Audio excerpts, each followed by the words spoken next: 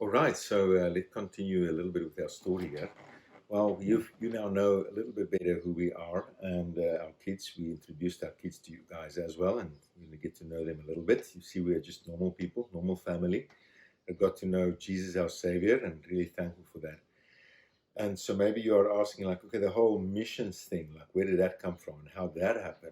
Well, it's been a slow moving process. I think um, many people wondered about us missionaries and thinking like we are maybe superhumans. Are you superhuman? Oh yeah, not. No, we're just normal people. And, we've never received any kind of like special call, divine calling coming from God or anything like that.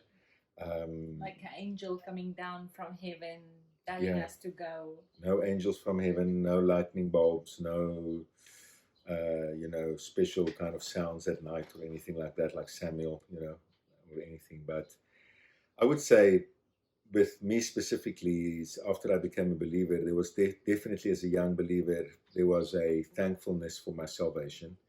Um, and I felt like I could not keep it for myself, so it was a natural wanting to share that with people. And that I started to do just there in my work environment where I worked at and started to get involved with different youth groups and churches around in our town called Secunda, and that's also, like Mari said, where we met, me and Mari, in a youth group um, up in Secunda in that area. And during that time, we started to, I started to work more with young people because I felt like, I had experience with a reckless lifestyle with drug abuse and this kind of stuff, and thought I wanted to work with young people, and so got involved with a local church and started to work as a youth leader amongst them, and basically resigned my job then and started to go and do that for semi full time and did that for 6 years. Okay, so Lawrence was the youth worker, and in the meanwhile, I finished school, and then I decided to go to Bible school. But actually, before you became a youth worker, you spent a year at a Bible school in the Cape, where just he got grounded more in the Word of God and all of that. So then I finished school, and instead of getting married right away, like we felt we want to do, I decided to go to the same Bible school. So Lawrence came back, and I went to the Bible school um, just to learn more of God and all of that. And then at the end of that year, we got married, and the two of us worked together as youth workers in the church. And throughout that time, the idea of working as a missionary or the idea of going to an unreached people group was pressing on our hearts, both of us. And we're too nervous to actually engage with it fully. We thought like, whoa, how are we ever going to do this? How are we going to get it right to go to unreached people groups, people who have never heard of Jesus? We get it from all sides back home, right? You hear it on Sunday morning and you can record it, you can hear it on YouTube, you can go and listen to Ravi Zacharias or whoever teaching us, and these people don't have any opportunity to ever hear it. So that was a burden for us, and so we decided to go and work amongst Zulu-speaking people for a while, as support workers. So we didn't go and teach, but we went to actually support missionaries who were working in our local area amongst Zulu-speaking people in townships around Secunda. We were sent by our church to go and do that, and we lived 4 years amongst them where we worked. And during that time, the whole burden to reach the unreached was really challenging us. Yeah. So, just to recap a little bit, I feel like the few years that we spent doing ministry in our local church was a good platform for us to get to know our home church better, and for them to like launch us into the next step. And yeah, so then we ended up on this mission center outside of Secunda. They were mostly working with Zulu speaking people in the community there, and we became support workers. Whatever help the Zulu missionaries into the communities needed, we were there on the center to help them. Um, Like house building and fixing their vehicles, yeah, just supporting the missionaries. That's a very key part. And I think you can maybe start to see a picture developing here. yeah, The home church believers like you guys back home is a crucial part of this, and it's very important for us to have good relationships with you guys. There's no way we'd be able to reach the unreached without you guys back home. And then also the support workers, those guys who are servicing our vehicles, doing our medical work for us, helping us with our aeroplanes. Later on, you'll see more of that. Very crucial. And so we had some experience in that area too. And like you mentioned, at that point, Lawrence resigned his job. So also the life and faith, meaning no fixed income every month. We started living a life of faith in God, trusting Him for all our needs. Also a very important step in this whole process. Yeah, and throughout that time, it was just growing. The burden on our hearts was growing more and more to reach the unreached and go to them, and we were very nervous about that. And then one day, I guess, we during our training actually as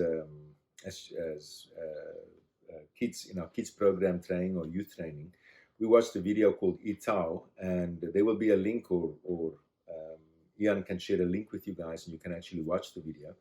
We watched the video Itao, and that tells the story of a people group actually here in Papua New Guinea, actually right here on the island where we are living, that were unreached, and a missionary couple that went to live amongst them and shared the gospel with them. And that video really struck us deeply, and we felt like this is what we want to do, but still quite nervous about that.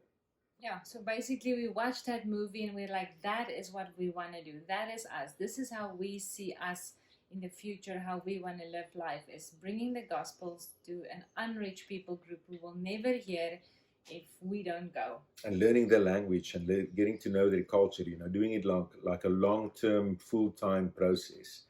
And yeah, we had some friends, a few years went by, and it was just, we were wondering how we're going to do this, or should we even talk to other people about it, because we want it to be something that God actually really directs us and show us to do. And so we weren't sharing it with anyone, and it was just something me and Mari, were burdened for and prayed about. And then a couple of years later, we met a couple called Alfred and Belinda Petzold.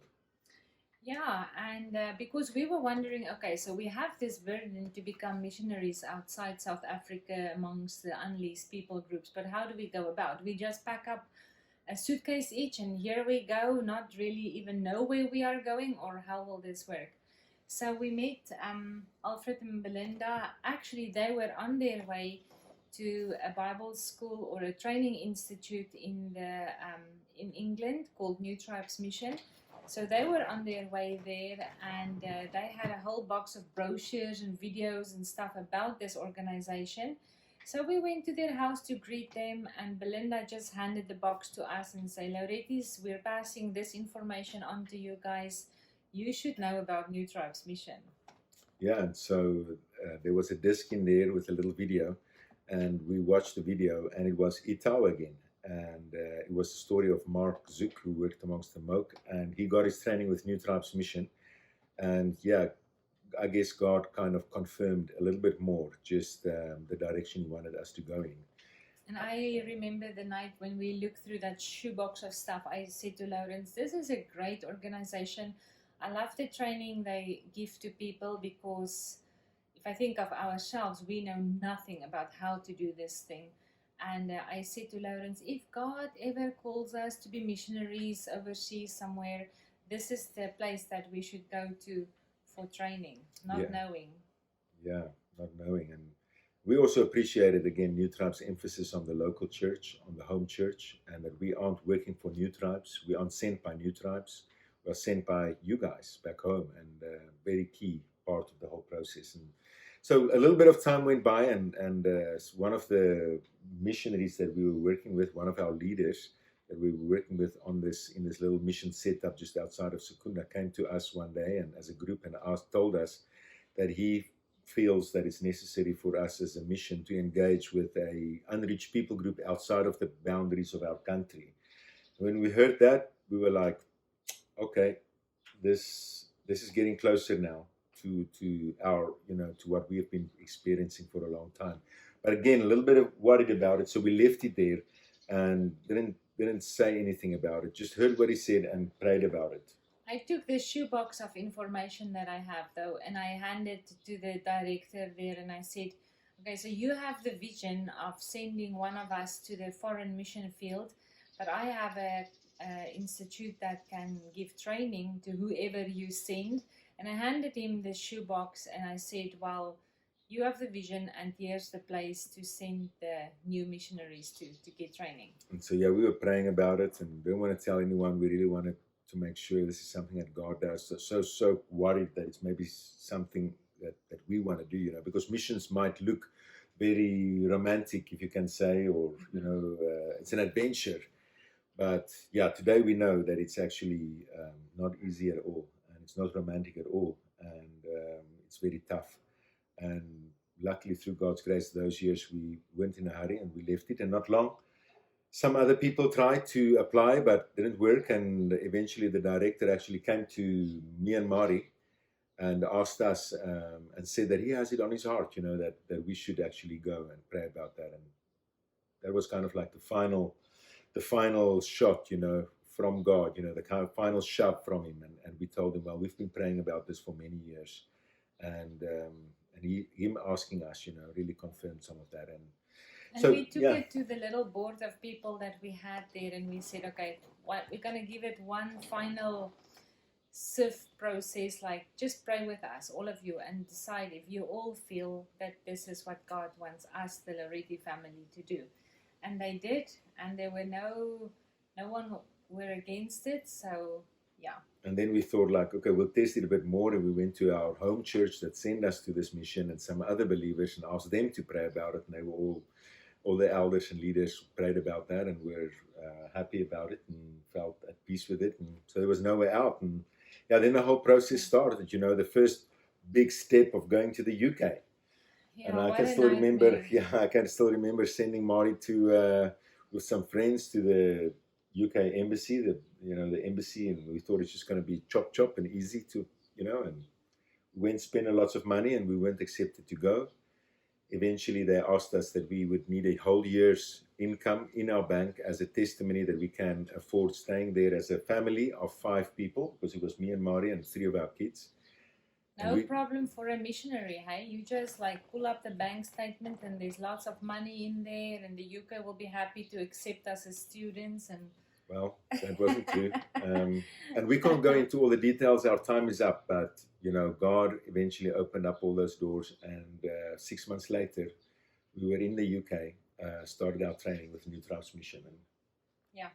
So we keep on using the word New Tribes Mission. And that's still what they are called here in Papua New Guinea, where we work now. But if you go on the internet, they might be more familiar or known as Ethnos 360. And in South Africa, they are known as Integral Vision. And Integral Vision is then also, it's the same organization. It just has different names in different entities in different countries. And so we are being sent out with them. And there will be some links available that you can also go and look at, with clips from New Tribes Mission or Ethnos 360 and what they do.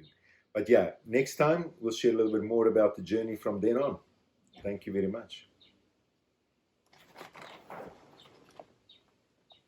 Okay, so ek gaan dalk 'n bietjie te lank wees, maar